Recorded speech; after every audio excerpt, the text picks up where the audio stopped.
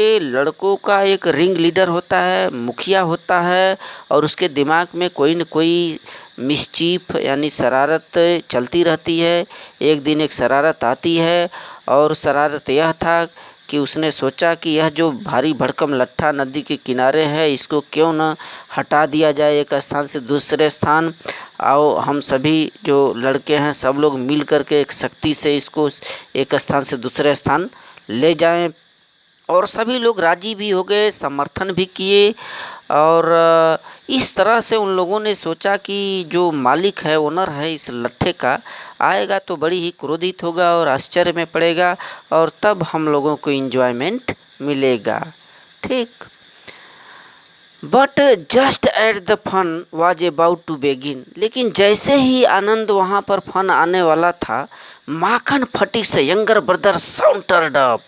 जो फटीक का जो बड़ा भाई माखन था वहाँ पर साउंटर्ड अप माने चला आता है, and sat down on the log in front, और सभी के सामने उस लट्ठे के दूसरे छोर पर सैट डाउन यानी बैठ जाता है।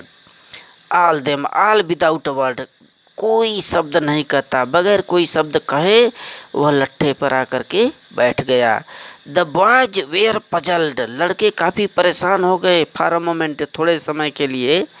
ही was pushed rather timidly by one of the boys, यहाँ पर देखिए बोल रहा है कि उन लड़कों में से एक लड़का डरते हुए उसे ढकेला। ही वॉज पुस्ड, ढकेल दिया गया, रादर टिमिडली माने डरते हुए, by one of the boys, यानी उस माखन को जो बैठा था उन लड़कों में से एक लड़का ने उसे ढकेल दिया, डरते हुए हटाया। And told to get up, और उसे कहा कि देखो हट जाओ। But he remained quite unconcerned, लेकिन वह बगैर चिंता किए हुए, जो माखन था फटीक का भाई, उस लट्ठे पर बैठा ही रहा।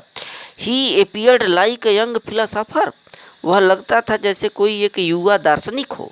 Meditating on the futility of the games, यानी इस खेल में, इस फ्यूटिलिटी माने निरर्थक, इस निरर्थक खेल में वह एक ध्यानाकर्षण करता हुआ एक फिलोसोफर यानी दार्शनिक की भांति वह जो फटीक का भाई माखन था उस लट्ठे पर बैठा हुआ था। फटीक वॉज फ्यूरियस, फटीक क्रोधित हो गया। माखन, ही क्राइड, फटीक जो था चिल्ला पड़ा, Makhan if you do not get down this minute, यदि इस समय तुम नहीं यहाँ से हट जाते, इस लट्ठे पर से नहीं उड़ जाते, तो आई विल थ्रैश यू, मैं तुम्हारी पिटाई कर दूंगा। तो student thank you, this is